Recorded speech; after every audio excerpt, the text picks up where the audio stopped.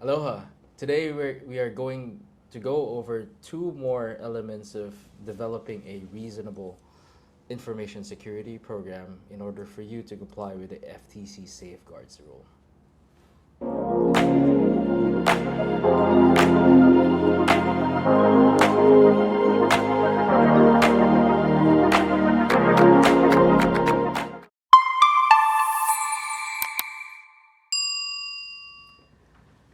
All right, Dan, it's been some time. I think our last video went out December. I think it was Christmas time. Yeah, I think so.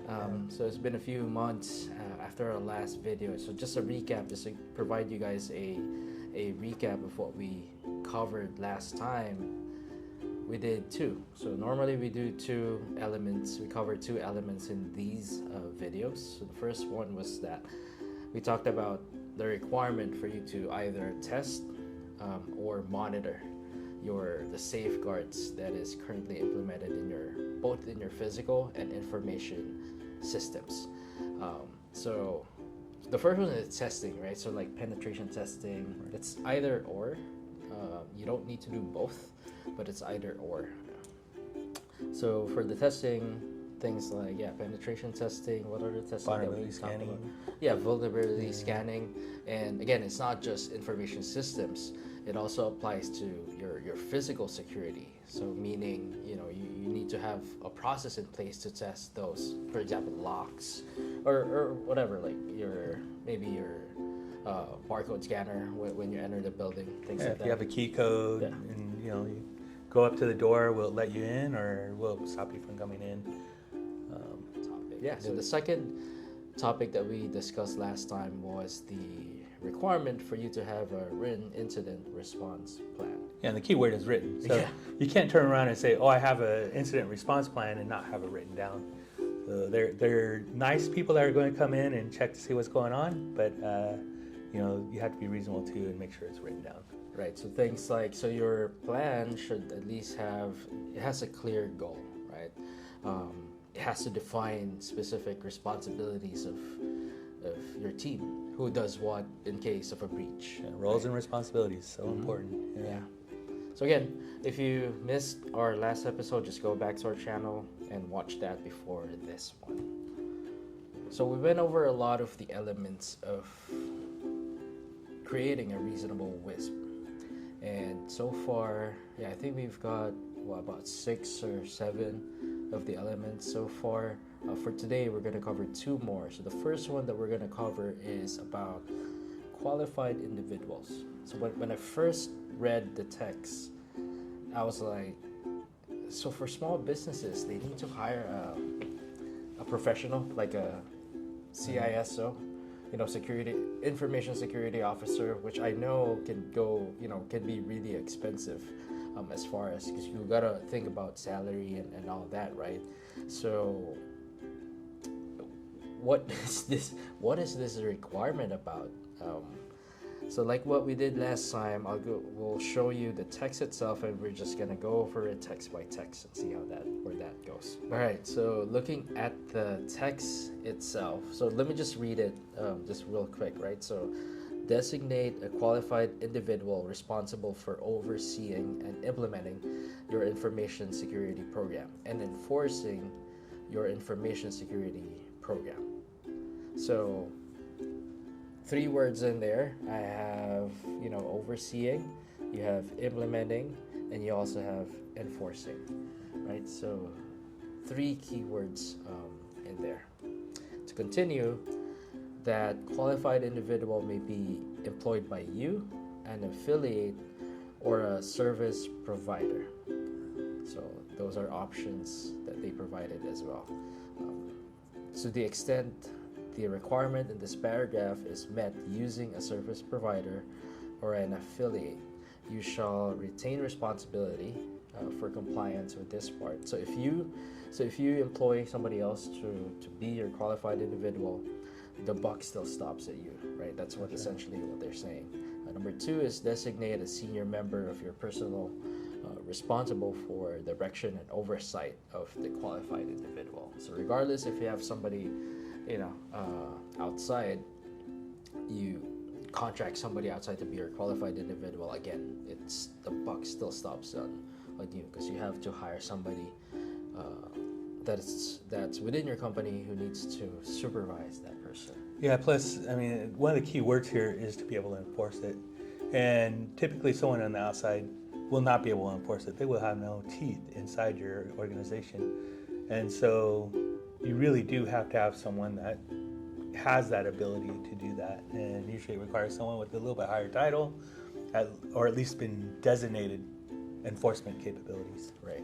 And the third one that they have in here is require the service provider or affiliate to maintain an information security program that protects you in accordance with the requirements of this part. So essentially, for example, if you have a managed service provider and you assign them as a qualified individual, that MSP should also be compliant within the Safeguards Rule. Did I get that right? Yeah, they pretty much have to follow the same rules you do.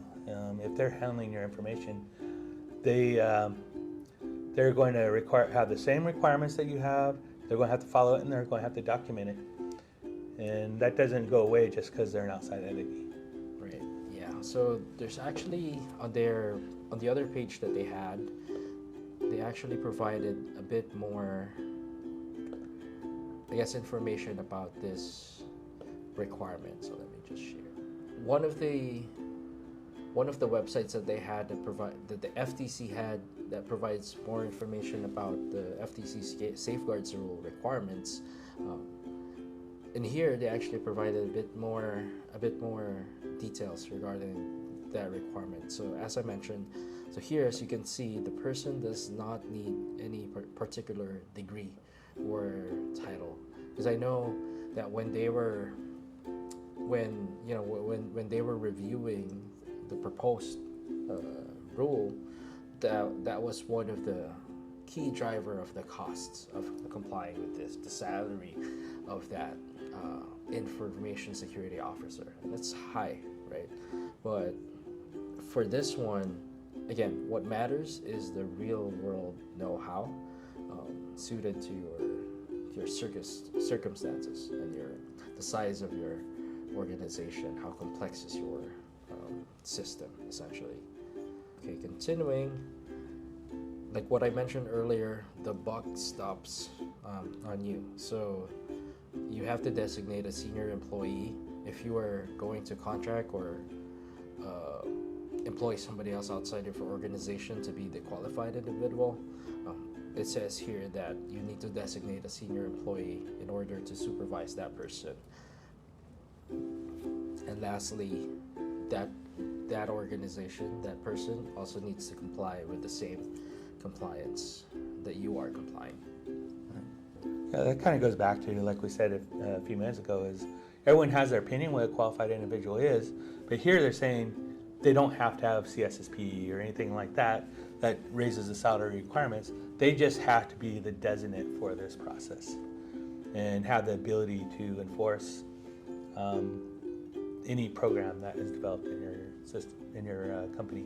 Yeah, and while we're in this topic, because you might question, so what do they actually do, right? So part of the compliance, one of the elements of the compliance actually is that if you meet the certain threshold of customer information that you manage, which is 5,000, one of the requirements is for this qualified individual to annually report to the board of directors of your organization about your WISP, your program. How's it going, right? I can scroll down all the way in the bottom, and that would be one of the elements as part of the WISP, right? So it says here that your qualified individual is required to report to your board of directors. Yep. It goes hand in hand. Yeah, it makes sense. I mean, the board is going to want to know where the status is. Do you qualify for meeting the FTC requirements? And, are you enforcing it? And is it real? Right. Yeah. Yeah. So like for example, I mean, on the screen you're looking at some examples of what are they required to report to the board of directors? So things like, how's the risk assessment, how's the test results, how's the monitoring going, are there any security events within this past year, and how did the team react to that, right? All these things are not only important for this, is the board's going to want to know the return on investment as well, and these are the key elements that they need for that. So it's useful, not only a requirement here as stated, but it's also useful for the board to have this information. Perfect. Cool. So on to the next element. So the next element that we're going to discuss is designing and implementing safeguards to control the risks identified through your risk assessment. And I think this is probably the most important part, right? Because you did the risk assessment, you identified the gaps within your information systems and your processes and procedures in general. Now you have to fix that. Right. That's essentially what they're saying in here. Basically, yeah. I mean, part of the risk assessment is coming up with something like this. So now you've got to actually implement the controls that you decided in the risk assessment. You and, of course, management decided. This was not something that you just decided on your own. And with that, concurrence, you're able to implement these controls that came out of that risk assessment. Right. But just taking it by its word, it's pretty broad, right? Yeah. So could be anything. Right? But they actually provided some guidelines as to what are they going to look for when they actually do, audit.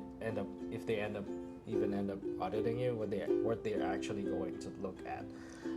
Okay, you fix a lot of things, but none of these are the ones that we're looking for. So let's go over and take a look at the text itself. Let me just do it that way. Yeah. And I'd hope that, as the risk assessment is being built, that these guidelines are part of it. So you don't find out later on, oh, you had physical access controls that you need to implement, and you built a wall, but what they were really looking for is the door to be managed. Right. Exactly. So what we're looking at is the actual text and what they're expecting to see to be fixed, essentially, right? So the first thing that they have in here is you have to implement and periodically review access controls. And I think this is pretty common these days now, especially with cloud, right? A lot of the platforms in the cloud has that capability to logins, for example. But just to highlight, right? It's not just information system. It's also your physical environment as well. So right. when they're saying authorize you, when they're saying access controls, it also applies to physical access controls, right? And then the other part of that, of course, you have these controls. Part of that controls, you'll see this, throughout any guidelines where it has to be logged. But not only that, it has to be reviewed or processed somehow. So you say it's been logged. Well, they're going to want proof that you've looked at that or processed it in some way. Yep, that is correct.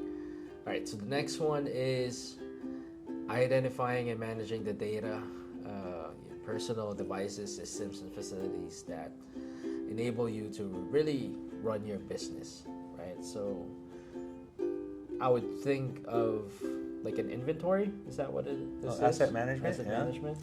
Yeah. So keep inventory of people, places, things, wherever this information is going to be. You have to have an inventory, an asset inventory of that, and it has to be documented. Again, written. It cannot be in your head.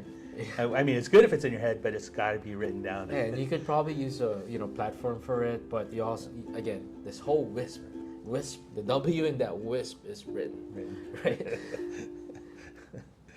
You have no clue how many times people say they have a plan, and then you ask for it, and it's just in their head, and they're just verbally telling you what their plan is. Yep. And then, of course, the actual statement in FTC is it has to be written. Right. So I don't care how good your plan is. If it's not written, it doesn't exist. So the next one, encryption, right? I mean, we can read through this, but essentially what they're requiring you is encryption, and I'll highlight the words in transit and at rest. So of course in data, right? So you have data in transit and data at rest. You want to make sure that both of those would be encrypted.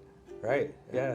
And when we say data at rest, means that it's actually sitting in place. So if you take a USB drive out and you start walking around with it, now all of a sudden it is not data at rest anymore. It's data in transit. Yeah. So just understand the different concepts of what you're. So you're gonna have like a suitcase, like walking around with your USB in it, right? And you might not want it to be obvious that this is critical information. Put in a briefcase that is red and says confidential. You might be a target. I don't know. But the data inside there needs to be encrypted at all times. Yep. And the key should not be with the encrypted file, right? It should not be easy to take this file and this file and unencrypt it. It's got to be protected. And it shouldn't be with you too. I mean, right. It shouldn't stay at the same location, right?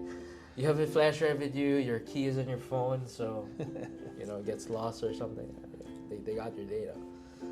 Okay, so that's encryption requirement. The next one is more I guess practices, right? So for this one specifically, for number 4, is if your company has a program, a software that you develop in-house, so you got to make sure that that's also secured based off the compliance. Right. Moving forward, most likely everyone should be aware of this, which is MFA, so multi-factor authentication, right? And it's pretty common nowadays that almost everybody should have this by now, but it's MFA. You're going to want to, of course, have complex passwords and everything else, but that's only one aspect in here. We're talking about, some other source outside of what you currently use today. So if you're using username password, you're going to need Authenticator, or you're going to need something, RSA. I don't care what it is, but at this point in time, if you don't have this in place, it's time to plan that. Yep. All right, moving forward, number 6 is all about disposal of customer information securely, right? So the first thing that I think about is that a shredder? For paper documents, right? Yeah. Would that be a shredder? Well, it would be a shredder, but nowadays, any federal requirement, it can't just shred. It's got to do crisscross. Oh, okay. So, you have to actually meet a different level of shredding than you did in the past. Got it. And this is because we're dealing with federal level requirements. Yeah, and for data, I'm pretty sure there are ways to go through like an e-waste, right? But then I'm pretty sure in there you have to prove that it was disposed of, right? And so if you're using a vendor, they have to certify and give you that document. So if you are ever audited, you have those documents that shows this hard drive was degaussed and whatever, went through a process that management agreed was your disposal plan. And again, the process has to be written down. It's going to be on that WISP, that handbook, that playbook of yours. Right? And then you just need to, review periodically your data retention policy. Okay, moving forward, number 7 is change management. Adopt procedures for change management. How would you explain that? So, for one thing, if you don't have a change management process in place, it's critical nowadays because at any time, if there's any change in your environment, you can go down. If you didn't have change control or change management in place, how do you even know what change was done? So typically, ahead of time, before you make any changes, typically you document what the change is going to be. I'm going to change this database field, or I'm going to go from this directory system to this directory system, or from on-prem to on cloud. Whatever the change is, even a program change, you write code for whatever and you make a change. that should be documented before you make the change. And then you have some kind of management approval process. So typically you'd meet, you discuss the, who's going to be affected, who are the stakeholders of this, do they need to be involved in the decision, and, have you thought about, what if it has to be reverted, right? You make this change, it breaks things. Is there a process to revert the issues? And as long as you have all this stuff documented and management approved it, usually that's enough for a change control program. But if you don't have one in place, then you're going to be in a rude awakening when you have to add this, when everyone's used to changing on the fly. Right. And now in order to meet FTC requirements, you have to have this process. Yeah, and especially now with where the technology is right now and how people are adopting the cloud first, mobile first mindset, it's so easy to just edit something on the fly, right?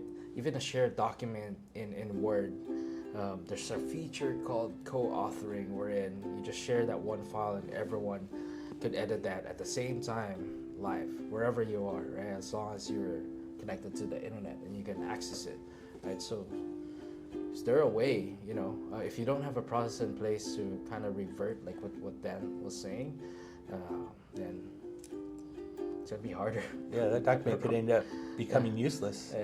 Yeah, I know that there are version controls for sure, but then now it goes down to that topic of, do they even know what features they have on those platforms? Just for example, just a very simple example is like Word, right? There are version controls that you could use, like things like that. So that's just one very, very and you still want some kind of approval process, right? Yeah, so approval process. Someone had to approve the changes that you have 20 people. You have 20 people modifying this document at the same time. Who's approving those changes to say, yes, this is correct, no, this is not, right? And then give feedback to the person that made that change or wanted to make that change. But you shouldn't have it actually as part of the true official document until it's been approved. Yeah. Sounds like what we said could be put into just one page, but then if you actually write down all those, procedures for change management, it can be a book of its own, right? That's right, yeah.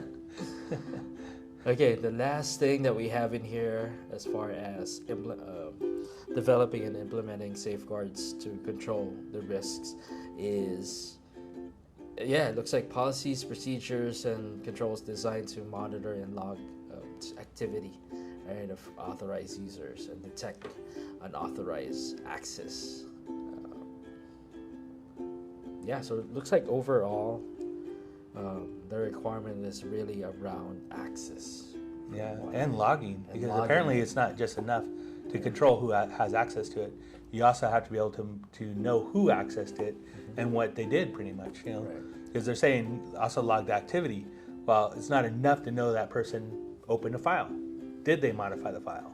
What did they do when they modified it? Yeah, and that's why, as somebody who works with an SMB environment, and somebody who has helped hundreds of smaller businesses move to the business cloud, right? This is pretty common. You probably have like a consumer version. You're probably using some consumer version of Office or Google platform. Software, right? But the business version of that will enable you to have access to these things, just for an example. That's usually why they call it either business or enterprise, is because they know that this type of requirement is there, and they charge a little bit more to have those built-in features that you don't have on the personal versions. Okay, so we covered a lot. I know we covered a lot. This is going to be on our page on our YouTube, so you can always go back and do your recording again. But as our last slide here is just going to be questions, and one of the questions that I get as somebody who's customer facing, as I deal with the FTC Safeguards Rule, is, again, it's the cost, right, that they're really worried about. How much is this going to cost us? And part of that cost is implementation side, right?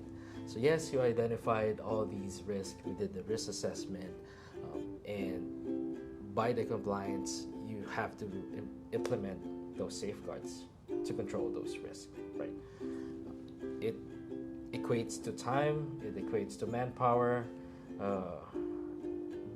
The question really is, can you implement the safeguards at a later date, right? So we identified it, we put it on the WISP, but we just don't have the resources right now to fix it, but we will.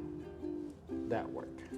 Okay, well, I mean, the number one thing here is that you identified everything that you need to be compliant. And you have a risk assessment for the things that you're not compliant for. And I'm assuming you built a plan. You're saying, okay, well, this is a project. It's going to take, however many months or days or hours, whatever it is, to implement this control. And we don't have it in place today, but we will have this done by X date, right? That's what you're saying? Yeah. Okay. So in this case, you're still not truly compliant, but it is worse to not know about something that you're not compliant on and not document things that you're not compliant on than it is to have it documented. And it shows that you took the time and effort to try to meet FTC requirements. Now you have this plan in place, and if it's a good plan that will actually resolve the problem, you will be given some leeway, most likely. You're not 100% met, but you will meet this requirement by this certain date, and you addressed all these issues. And that's really the number one thing, is you don't want to be caught sideswiped not knowing about something you're not compliant on. That's probably going to be worse in an audit than anything else, right? Outside of saying that you're compliant and then not being compliant, because then you have the FCA, what is that called? The False Claims Act. Okay. That will head your directions if you say something that is compliant that is not compliant. Got it. So you don't want to get into that situation. But you can say, I'm not compliant right now, but I have a plan to resolve this, and this is when it's going to be solved. Now, with FTC, you probably have more flexibility than, let's say, you were working for your DoD and you wanted to get CMMC certified or something like that. You usually only have like 180 days if that control can have a program and still be somewhat met. But for FTC, it's a little bit more lenient. You might be able to get like 6 months or a year out. And if that is not acceptable and it's too far out, let's say you say 2 years, it might get a little bit more expensive because you have to push that project closer. You're not going to be given 2 years, but I think you might get 6 months or a year. And I guess, I mean, you wouldn't really want to push it further, like 2 years, for example, right? Because then at the end of the day, you will end up redoing, especially the risk assessment. It's an annual thing anyway, but yeah. And your environment changes. So what your risk assessment was based on today doesn't necessarily mean it's going to match a year from now. So how do you know that what you're implementing here will resolve the problem 2 years down the line? Even if they were that flexible. I don't know. I don't think they're that flexible, but Yeah. as long as you have a plan, you can still submit. Right? Perfect. All right, so we're now here at the end again, and it's been a fun ride. It's been informative knowing all these things about the FTC Safeguards Rule. And just one thing that I want to leave behind is just to read the text. Right, stay with the text. I know when I started researching about this compliance, I just Bing search, I just Google search. There's a lot of things that come up in the search, but then some of them it was from a source. They were from a source that's already been translated by themselves, right? So if you're somebody who needs to comply with the FTC Safeguards Rule compliance, always hunt down those links provided by the .gov, right? you want to read the text as opposed to just finding like a summarized version of it by somebody. Yeah, because usually it's based on their opinion, and maybe they'll have a different opinion than you do, but it's also important to have the latest revision, Right. because when people are giving summaries, you don't know which revision they were basing that summary on, and it does change. Yep. So Yeah. And just work with people who keep up with it. yeah, keep yourself up to date. So it's it's been great. Yeah, been fun. Been fun. We'll keep in touch, and we'll make sure to follow our page. And there are going to be upcoming videos again about security and compliance. I know one that's coming up is really the CMMC. There's a lot of talk about it. So that might be something that we will dive in as well. Otherwise, cybersecurity and compliance is our home. Yeah, here at it's where we HPSI. live. Yeah. All right, well, have a great weekend, and we'll see you on the next video. Take care.